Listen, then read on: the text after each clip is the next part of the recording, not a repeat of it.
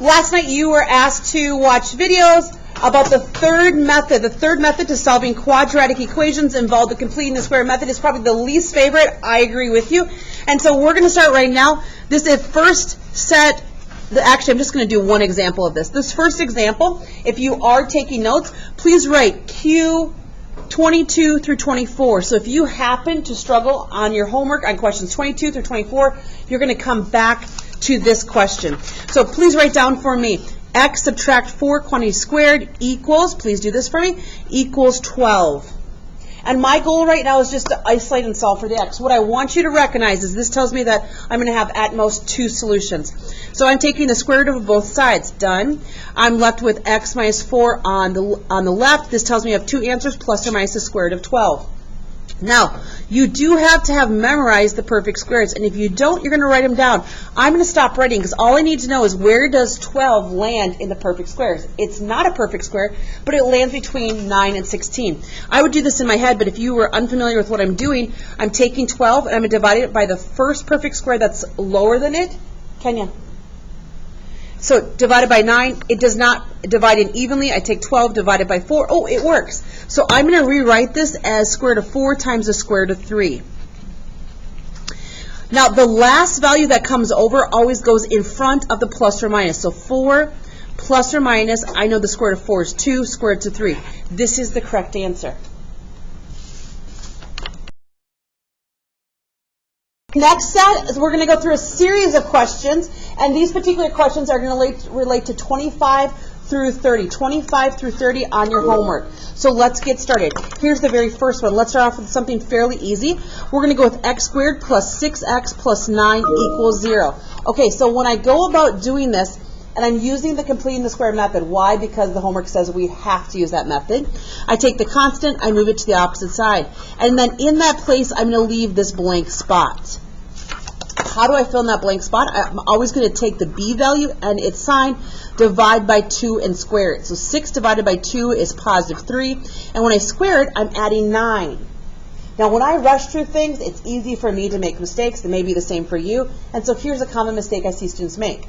They choose the correct value, but they forget equations need to stay balanced. So if I add 9 to the left, I must also add 9 to the right. Negative 9 and positive 9 is 0. And now I'm able to quickly factor the left-hand side by dropping in whatever this value is. So in this case, it's x plus 3, and then it's quantity squared. How am I isolating the x? I'm taking the square root of both sides. So I'm left with x plus 3 on the right. This tells me I should have 2 answers, and the square root of 0 is 0. Remember, whatever comes over last is going to go in front. Now, I'm okay at this point with you just doing mental math. So you can be like, negative 3 plus 0 is negative 3, and negative 3 minus 0 is negative 3. So we have a duplicate answer here. We have the same answer twice, and we're going to learn in the next chapter what that looks like on a graph. Okay, similar to this past example, we have x squared plus 6x minus 3 equals 0. Now, remember, at this level of math, I need to go back to the last example. I'm always going to try to show you the way to achieve the correct answer and check, doing the least amount of work. So wherever you are, do me a favor right now and go 2nd plus 712. 2nd plus 712. I'm going to go up to this quadratic equation, and I'm going to write it as a function. Y equals x squared plus 6x plus 9. And we're going to put that into our calculator.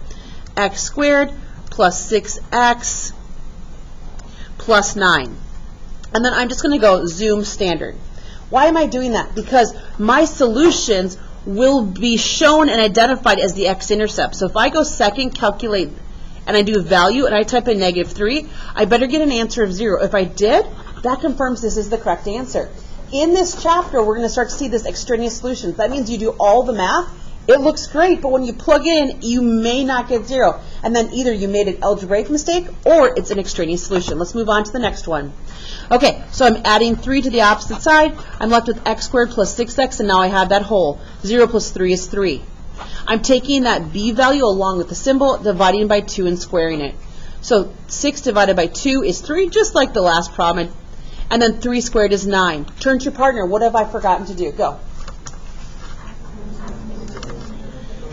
Add 9 to the right. Okay. Now, is there a quick way to factor this? Yes, we're dropping in whatever number is here, along with the symbol that was inside that parentheses. Now, what's different about this problem compared to the previous example is I'm taking the square root, okay, got it, and I'm left with x plus 3 equals plus or minus. Why plus or minus? Because there's two answers, plus or minus.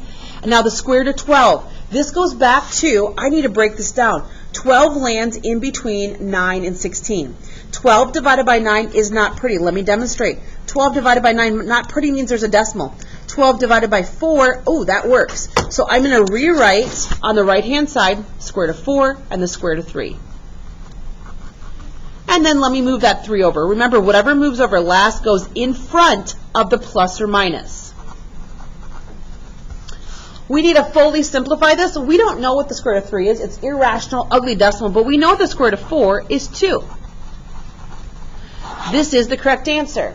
And you're like, well, how do I know? I'm on my own. How do I know this is the correct answer? Let me demonstrate. You come up here, and I'm going to quickly just go through here and change a few things. So this is the function, y equals x squared plus 6x minus 3. I'm going to graph it, and then I'm literally just going to plug this in.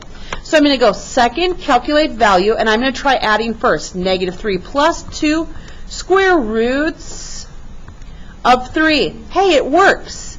And then let's try the next one. Second, calculate. Negative 3 subtract 2 square roots of 3. It works again, and I just verified that those solutions. We're still working on problems that are going to be similar to those on the homework from 25 through 30. So this is a different one. This looks completely different than what we've done. I'm going to start here by subtracting 17 to the opposite side, and then I have that whole. A great question I heard from another class is, will this value that we're going to place in here always be positive? It will. I take the b value, I always divide it by 2 and square it. So negative 2 divided by 2 is negative 1, and then I have to square it. Negative 1 squared is positive 1. Remember, whatever I add to the right, I must also add, whatever I add to the left, I must also add to the right. So negative 17 and a positive 1 gives us a negative 16. On the left, I'm going to drop this in. I have x subtract 1. And this just seems exactly like what we've been doing. I'm taking the square root of both sides. This tells me, hey, we're going to have 2 answers. Awesome, 2 answers. And this is where we run into trouble. At this point in the chapter, we have not been introduced to imaginary numbers. And so we are only looking for solutions that we would see on a number line that are real solutions. You cannot take the square root of a negative number, and for that reason, we write down no solutions. If you're looking on the answer key, it may be abbreviated and look like this. There's no real solutions for this. We've got 2 problems left in this video of reteaching. And so I want to teach you in these last 2 problems, how can we make this easier for us? So I always want to have a positive leading coefficient. And so I'm going to move these 2 terms to the opposite side to ensure it's positive. So when this moves across the equal sign, it becomes positive on the other side. But the positive 10, when it moves across, becomes negative. So it just switches signs. And now I put them in standard form. So this is equivalent to what you see up above.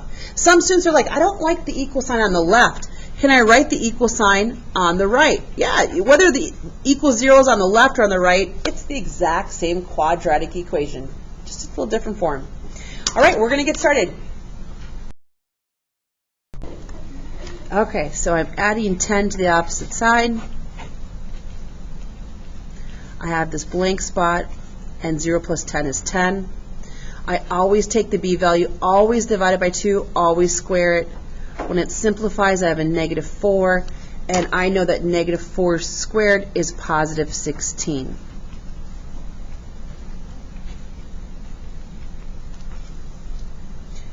I'm using the completing the square method in order to solve this quadratic equation. This tells me I should have at most 2 real solutions. Okay, so 2 would be plus or minus, and then I add 4 over.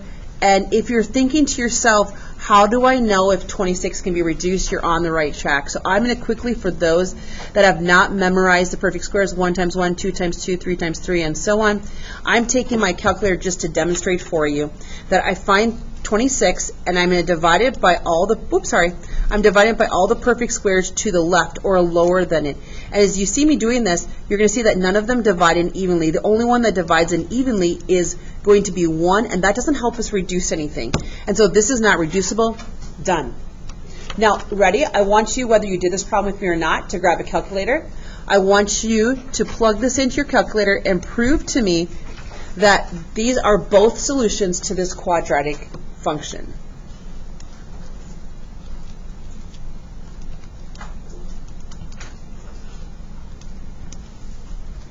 So I've graphed it. I'm looking at the two zeros, or x-intercepts, and let's check.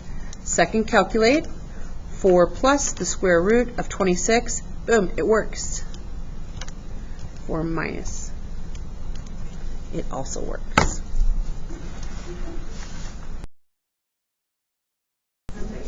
Two reasons I don't really want to work with this problem. First, I like when the leading coefficient is just a 1. It's like, it's easy, completing the square. Second is I don't want to have a negative. So I can't remove the fact that there's not a 1 right now. But what I can do is I can move all of these to the other side, and I can do it without showing work. It comes across the equal sign. It's 2x squared minus 8x minus 11. And again, if you want to rewrite it like this and have 0 on the left or right, it's up to you. Okay, so this is the most difficult one in this video. We now have to factor out that 2, but before we do it, we always take that constant, or the c value, and we move it over. So 2x squared minus 8x, we have that big blank spot, and 0 plus 11 is 11. Okay, next up, we are going to factor out if anything is different than a positive 1 as a leading coefficient. So 2 times 1 is 2, and I need an x squared. 2 times negative 4 is negative 8, and I need an x. The only thing we are focused on right now is what's inside of the brackets or the parentheses. So I'm taking the b that's inside, I'm dividing it by 2 and squaring it. And so negative 2 squared is 4. And this is the most common mistake on difficult problems like this. Students want to come over here and go plus 4, but that's not correct. I did not just add 4 to the left. Turn to your partner. What value did I just add to the left? You added 8 to the left, so you have to add 8 to the right. Now we can quickly factor this by using that shortcut. And we are about 2 steps away from being done. So how do I isolate the x? Well, I need to divide by that 2 out front. 19 divided by 2 doesn't divide nicely. Don't put it into a decimal. Just leave it as a fraction. Let's isolate the x by taking the square root. Remember, this says 2 answers. So on the opposite side, plus or minus the square root of 19 over 2. Remember, whatever comes over last just goes in front of the plus or minus. So I believe that this is the answer, but how do I ensure it's correct? So you're welcome just to watch right now for the purpose of time. I come back up here and I type in 2x squared, subtract 8x, subtract 11. It looks like I made a little error up here. Hold on. That looks much better. And then I'm going to do a zoom fit here. I can see I have 2 solutions. Let's check to see, are these correct? So second, calculate. Let's go 2 plus the square root of 19 divided by 2. It is, in fact, a solution. And then lastly, 2 subtract the square root of 19 divided by 2. And we can see that also is a solution.